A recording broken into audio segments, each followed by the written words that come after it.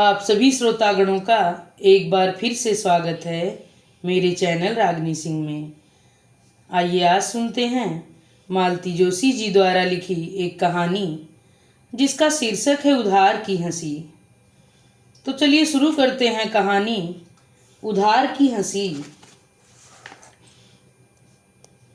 जैसे ही स्टोर से बाहर निकली उसका मन बैठने सा लगा। वैसे उदास होने का कोई कारण तो नहीं था।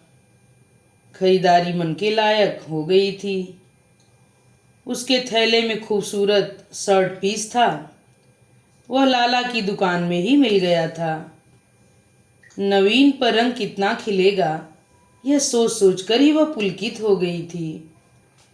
पर कपड़ों की उस रंग बिरंगी माया नगरी से बाहर निकलते ही यथार्थ उसके सामने मुंह चढ़ाता सा खड़ा हो गया।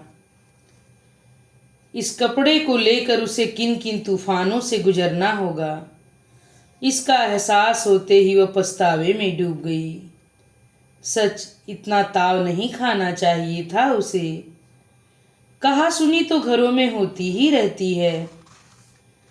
इस बार फिर जन्मदिन को लेकर चकचक हो गई थी। धूमधाम से उत्सव मनाना तो कब से छूट गया था। फिर भी उन लोगों के नियम सा बना लिया था कि तीज त्योहार चाहे छूट जाए पर बच्चों को वर्षगांठ पर जरूर एक जोड़े कपड़े बनवा कर देंगे। उसी बहाने कुछ बन जाता है। सुबह खाना लगाते हुए उसने दबी जबान से पति से कहा था, सुनो, अब नवीन बड़ा हो गया है, कॉलेज जाने लगा है, बराबरी वाले 4 लड़कों के बीच उठता बैठता है। इस बार उसे अपनी मर्जी का कपड़ा खरीदने दो। उसकी और हमारी पसंद अब मेल नहीं खाती। वे अच्छी तरह समझ गए थे कि रमा के मुंह से यह कौन बोल रहा है, इसलिए कुढ़कर बोले, उसकी पसंद ही देखूंगा, मैं अपनी जेब भी देखूं। फिर नवीन को आवाज देकर बोले, शाम को तैयार रहना, दफ्तर से लौटने के बाद चलेंगे। नवीन थोड़ी देर तक असमंजस की मुद्रा में खड़ा रहा। फिर घुटी घुटी सी आवाज में बोला, लाला की दुकान पर अच्छा स्टॉक नहीं है। लेकिन बेटे उधारी तो वहीं चलती है। नवीन इस बात पर मुंह लटका कर बाहर चला गया तो वे भड़क उठे। देखो अपने राजकुमार को समझा लो, या तो कॉलेज की पढ़ाई कर ले या कपड़े पहन ले। गरीब आदमी हूं मैं, ये दोनों काम मेरे बस के नहीं हैं। बात वहीं समाप्त हो जाती तब भी गनीमत थी। पर पिता के जाते ही नवीन लौट आया था और बकने लगा था। पता नहीं कितने दिनों का संचित आक्रोश उसकी बातों में फूट निकला था। कुछ देर तक तो वह सब्र किए रही, पर जब सुन सुनकर कान पक गए तो उसने धीरे से कहा, जिद नहीं करते बेटा, इस समय सिर्फ पढ़ाई पर ध्यान देते हैं। पहनने ओढ़ने के लिए तो जिंदगी पड़ी है। पड़ोस के राजू को देखो, उसका तो कोई शौक कभी पूरा नहीं हो पाता, पर फिर भी पढ़ रहा है ना, अगले साल डिप्लोमा ले लेगा। नवीन जैसे एकदम फट पड़ा। बार बार उसकी तुलना क्यों करती हैं मुझसे? क्या मैं भी उसकी तरह उतरन पुतरन पहन लूं? बाप नहीं होते? पप्पू, वह चीखी और सहम गई। क्या करने जा रही थी वह? इतने बड़े लड़के पर हाथ उठा रही थी। पर उसने भी तो कितनी भयानक बात कही थी, याद करके अब भी रोंगटे खड़े हो गए थे। वह खुद भी शायद बहुत शर्मिंदा था। जरा सा मुंह जुठार कर बाहर निकल गया था। उसके जाते ही रमा का रोष ममता में बदल गया था। सच तो है, पिता का साया सिर पर होते हुए भी बच्चे जरा सी बात के लिए तरस जाएं। यह अच्छा लगता है क्या? आज वह उसके लिए खुद कपड़ा लेकर आएगी, बाद में चाहे उसे 100 बातें सुननी पड़े। हमेशा की तरह लाला ने खीसे निपोर कर स्वागत किया, कुशल क्षेम पूछी और कपड़ों के थान खोलने शुरू कर दिए। साथ ही मशीनी अंदाज में हर एक की गुणवत्ता पर कमेंट्री भी। वे ही पुराने रंग, बासी डिजाइन 20 बार देख चुकी है वह। पप्पू ठीक ही तो कहता है, लाला के पास ढंग का स्टॉक ही नहीं है। लाला जी, बमुश्किल तमाम उन्हें बीच में रोक कर उसने पूछा, इससे अच्छे में का नहीं है? मेरा मतलब है टेरिकॉट, पॉलिएस्टर, जाने क्या क्या तो नाम है। वैरायटी तो अपने यहाँ हर किस्म की मिलेगी बहन जी, पर जरा ऊंचे में मिलेगी। दिखाऊं? दिखाइए तो, बच्चे के लिए चाहिए। अपना पप्पू अब कॉलेज में पहुंच गया है ना, उसने सूचना दी। वात्सल्य के आवेग में उसे यह भी याद नहीं रहा कि नवीन को पप्पू नाम बिल्कुल पसंद नहीं है और घर में तो यह शब्द वर्जित ही हो चुका है। अपनी भारी भरकम काया को समेटते हुए लाला जी उठे और कुछ बंडल निकाल लाए। बड़े घाघ होते हैं ये लोग, उसने सोचा। ऊपर से सौजन्य बिखेरते रहेंगे, पर ग्राहक की औकात का खूब अंदाजा होता है इन्हें। उतनी ही मेहनत करेंगे। उधारी वालों को तो पता नहीं क्या समझते हैं। उसके सामने फिर कपड़ों का अंबार लग गया था। 25 रुपए मीटर से सब शुरू हो रहे थे। उसने किसी तरह मन पक्का किया। हल्के नीले रंग पर गहरे नीले रंग के फूलों का एक डिजाइन पसंद किया और खाते में 90 रुपए लिखवा कर उठाई। खुश हो जाएगा लड़का, किसी अच्छे दर्जी के यहाँ ही सिलवाएगी इसे। हमेशा वाला दर्जी तो इसका सत्यानाश कर देगा। सिलाई कम लेता है तो क्या, काम भी तो उसी गत का करता है। बच्चा एक बार पहनकर खुश हो लेगा, तभी उसके पिताजी के कान में बात डालेगी। जानती है बहुत नाराज होंगे, पर इससे क्या, बच्चे का मन तो रह जाएगा। स्टॉप पर आकर देखा, बस एकदम तैयार खड़ी थी। उसने चैन की सांस ली और चढ़ गई। रोज की तरह ही वह ठसाठस भरी थी और उतनी सर्दी में भी उसे पसीना छूट गया था। कंडक्टर का कहीं पता नहीं था। लोगों की बातों से मालूम हुआ कि ड्राइवर भी सीट पर नहीं है। इंजन घरघराता छोड़कर उतर गया है। भीड़ इतनी थी कि खुद उसे कुछ भी नजर नहीं आ रहा था। सवारियों में अधिकतर लड़के ही थे, जो शायद कॉलेज से लौट रहे थे। इन कॉलेजों की भी अजीब माया है, जब देखो तब छुट्टी हो जाती है। पप्पू हर दिन घर लौट कर बताता है, आज जीटी हो गई।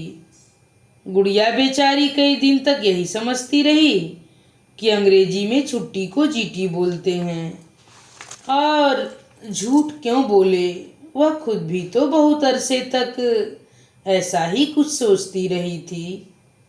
उसने एक बार पूछा भी था, क्यों रे, ये जो रोज रोज तुम्हारी जीटी हो जाती है, तो पढ़ाई कब होती है?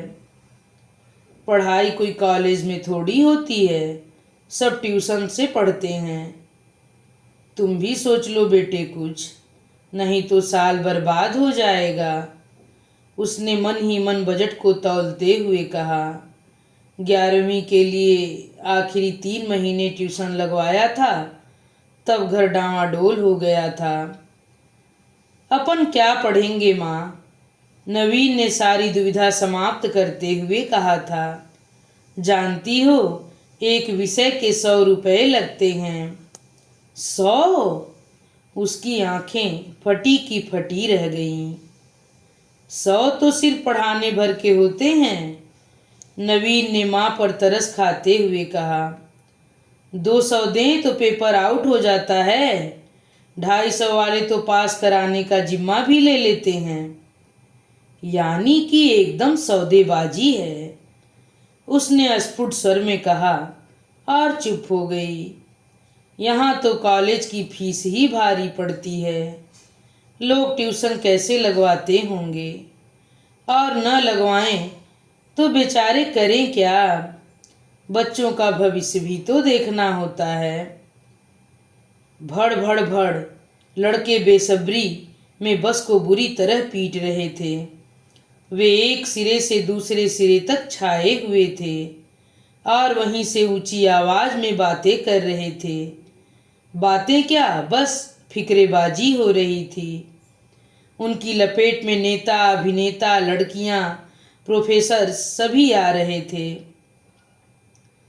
दूसरी सवारियां असहाय मुद्रा में इस लफ्फाबाजी को झेल रही थीं, ऊब रही थीं, कुढ़ रही थीं। क्लास में तो बच्चों के गले से आवाज नहीं निकलती, घर पर देखो कैसे पटर पटर बोलता है। एक आवाज उभरी, घर पर भी नहीं बोलेगा तो तुम गर्दन नहीं मरोड़ दोगे उसकी, गिनकर रखवा लेता है हर महीने, उसका भी लिहाज नहीं करेगा क्या। यह आवाज उसे जानी पहचानी सी लगी। उसने पंजों के बल उझक कर देखा, उसका अंदाजा ठीक ही था, वह पड़ोस की मिश्रानी काकी का राजू ही था। सभापति की शान से बोनट पर बैठा हुआ था, उसका सतरंगा स्वेटर अलग से ही चमक रहा था। राजू की शक्ल न भी दिखाई देती तो भी वह उसे पहचान लेती। ऐसा स्वेटर हर कोई नहीं पहन सकता, वह कोई देसी स्वेटर थोड़े ही है, ठेठ इंग्लैंड से आया है। उसे डर हुआ राजू ने कहीं उसे देख न लिया हो, यहाँ नहीं भी देखा हो तो स्टॉप पर उतरते समय तो भेंट हो ही जाएगी। बेचारा लड़का संकोच में डूब जाएगा, यहाँ अपने हम उम्र दोस्तों के साथ हंस बोल रहा है, कुछ उल्टा सीधा मुंह से निकल ही जाता है, वह सामने पड़ जाएगी तो पानी पानी हो जाएगा। कंडक्टर दरवाजे में खड़े होकर सीटी बजाने को ही था कि वह भीड़ में से रास्ता बनाती हुई उतर गई। क्यों? उसने पूछा। कुछ नहीं, बहुत भीड़ है, अगली बस से आ जाएंगे। कंडक्टर ने एक कुटिल मुस्कान के साथ उसे टैक्सी करने की सलाह दी और जोर जोर से सीटी मार दी। बस मंथर गति से चल पड़ी और रमा उसे ललचाई दृष्टि से देखती रही। दूसरी बस अब पता नहीं कब आएगी, उसने थके मन से कहा और वहीं पत्थर की बेंच पर बैठकर सुस्ताने लगी। बस की हड़बौं के बाद सड़क का यह शोर कितना शांत लग रहा था, वहाँ तो मरे कान फोड़ डाल रहे थे, उसने सोचा। एक बार फिर उसकी आंखों में राजू का चेहरा घूम गया। घर पर कैसा घुन्ना सा बना रहता है और अभी कैसे छटफाट ठहाके लगा रहा था, और स्मार्ट भी कितना लग रहा था।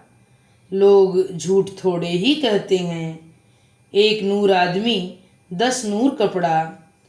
आजकल तो कपड़े से ही पर्सनालिटी बनती है। उसे कल्पना में नवीन को वह प्यारी सी शर्ट पहना कर देखी और निहाल हो गई। अगले साल सर्दियों में थोड़ा हाथ खुला रहा तो वह भी नवीन के लिए इसी तरह का स्वेटर बुन देगी। कोई बहुत मुश्किल थोड़े ही है, बस रंगों की जमावट भर ठीक होनी चाहिए। स्वेटर सचमुच बहुत शानदार था।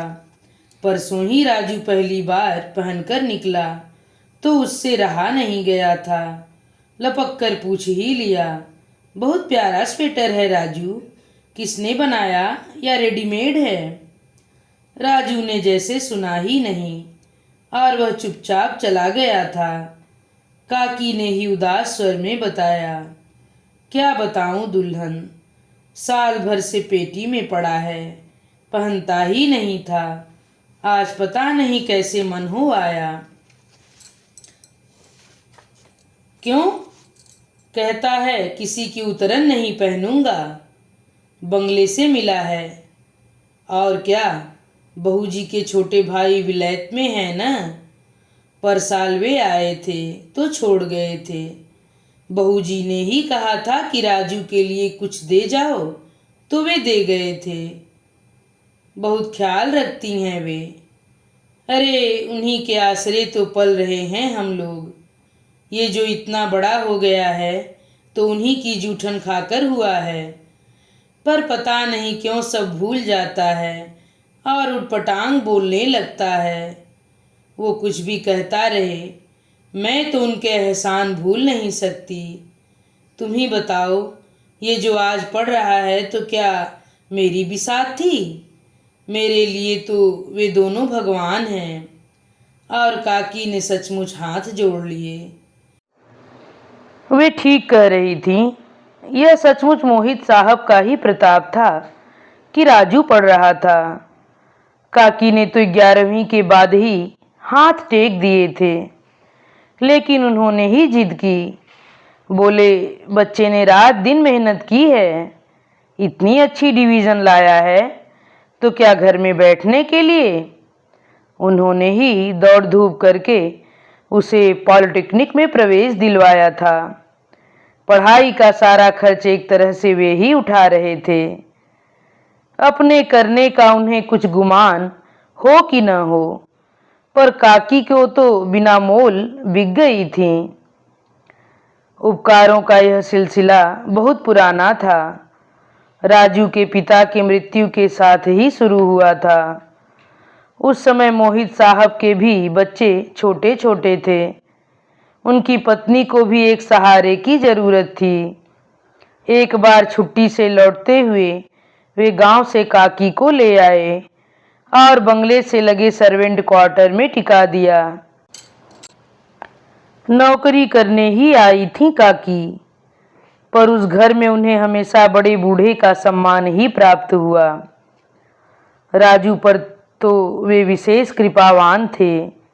उसकी मेधावी बुद्धि को लक्ष्य कर उन्होंने पढ़ने के लिए प्रोत्साहन दिया।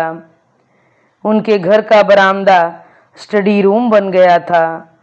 वहाँ मेज कुर्सी टेबल लैंप हर चीज की व्यवस्था थी। जब मन होता वह वहाँ जाकर बैठ जाता। पर पता नहीं क्यों इधर 1-2 वर्षों से राजू बंगले से कतराने लगा है। उसको माँ का वहाँ काम करना भी खलने लगा है। पर मजबूरी है। ये जो 2 कमरों का मकान है, इसी नौकरी की बदौलत तो है। जेठ देवरों की कृपा से साल भर में जो गांव से आता है, उसी के सहारे तो नहीं रहा जा सकता। एक ट्यूशन भी करता है राजू, पर उससे क्या होता है। फिर भी जब तब वह अपना क्षोभ प्रकट किया करता है। उम्र के बढ़ने के साथ उसमें नया बोध जग गया है। क्या कहेंगे इसे, स्वाभिमान या कोरा दंभ। अभी उसी दिन की तो बात है, बंगले पर कोई समारोह था। काकी पूरा दिन वहीं रह गई थी। हमेशा की तरह राजू के लिए पूरी थाली लगाकर आ गई थी।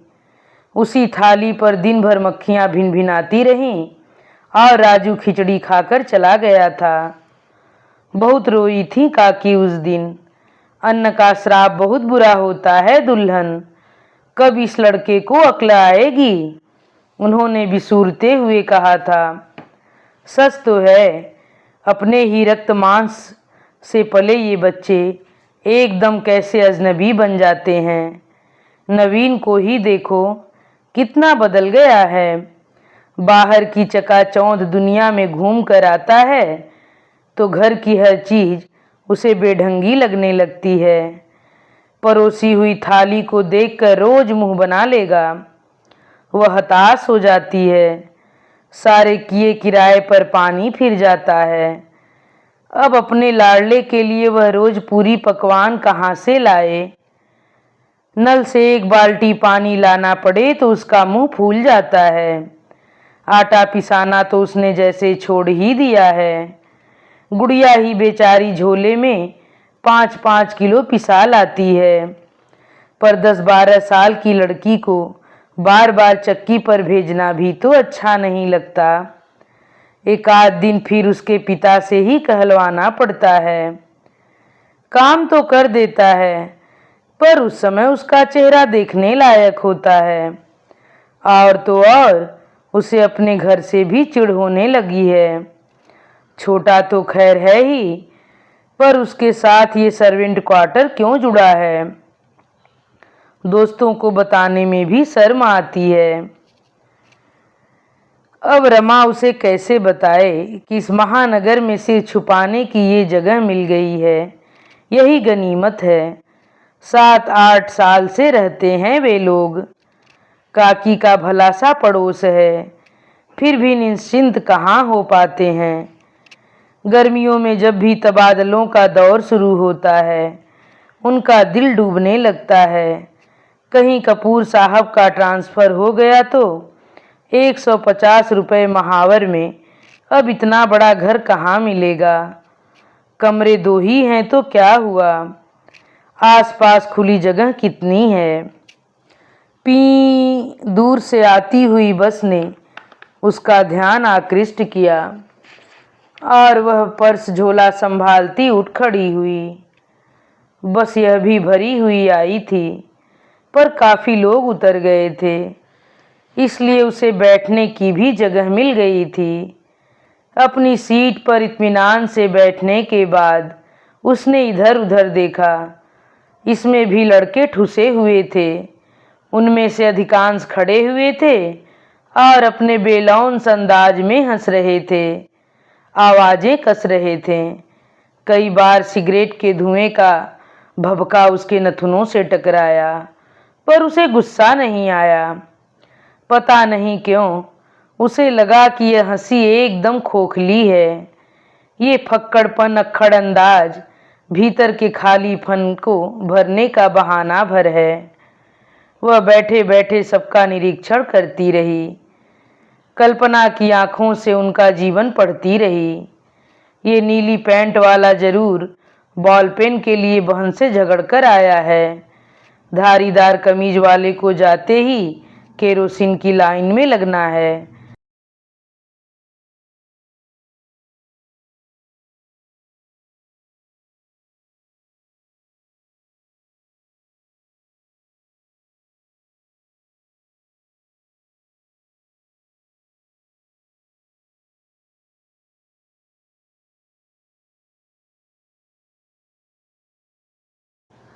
तभी तो मुंह बना रहा है। सफ़ेद स्वेटर वाला जानता है कि गैस खत्म हो गई है। अब 2-3 दिन सिर्फ दाल भात पर गुजर करनी होगी। और ये कोट तो मुन्ना बड़े भाई का लग रहा है। और तुम्हारी ये पैंट दीदी छुपकर दे गई थी ना, जीजा जी का ही है, उलटवा कर बनवाई है। और श्रीमान जी, आज सुबह पापा से झड़प हो गई थी ना, फीस के पैसे ही तो मांग रहे थे तुम। पर पापा लोगों को भी तो ताव जल्दी आ जाता है। जरा इनसे सीखो, पीले पुलोवर वाले से, कि मम्मी से सिनेमा के पैसे कैसे झटके जाते हैं, कैसे मस्का लगाया जाता है। मरे यूं ही दांत काढ़े जा रहे हैं। उसने चौंक कर देखा। उसके पास बैठी महिला इस वानर सेना को घूर रही थी और भुनभुना रही थी। हंसने दो बहन, उसने मृदुता से कहा। अपना क्या लेते हैं, वक्त का यही छोटा सा हिस्सा तो उनका अपना है। फिर तो वही हाय हाय करनी है। महंगाई की मार ने हम लोगों की हंसी तो छीन ही ली है। इन्हें तो मौज करने दो। क्या पता यह हंसी भी उनकी अपनी है या उधार की। पास बैठी महिला आंखें फाड़ कर उसे देखती रह गई। अभी आप सुन रहे थे मालती जोशी जी द्वारा लिखी एक कहानी उधार की हंसी। कहानी यहीं पर समाप्त होती है। आप सभी श्रोतागणों से एक बार फिर से मेरा विनम्र अनुरोध है कि मेरे द्वारा बोली जाने वाली यह कहानी आप लोगों को पसंद आई हो तो कृपया मेरे चैनल को सब्सक्राइब, वीडियो को लाइक और कमेंट करके अपने सुझाव जरूर दीजिए। धन्यवाद।